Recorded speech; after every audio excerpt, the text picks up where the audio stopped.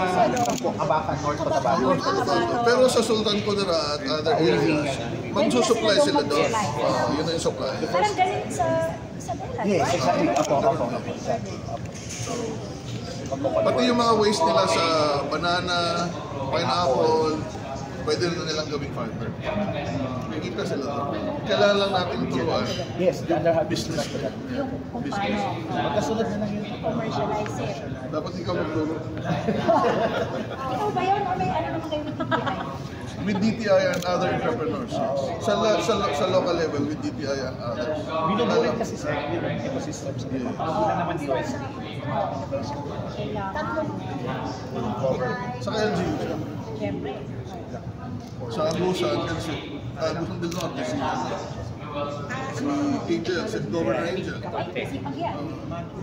Mababuhang doon. Meron siya.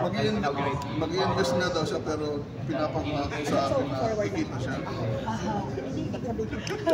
Dapat daw makako kung kikita. Okay, sorry. Zach, saan po yung gagawin ninyong mga... Late po kasi ako.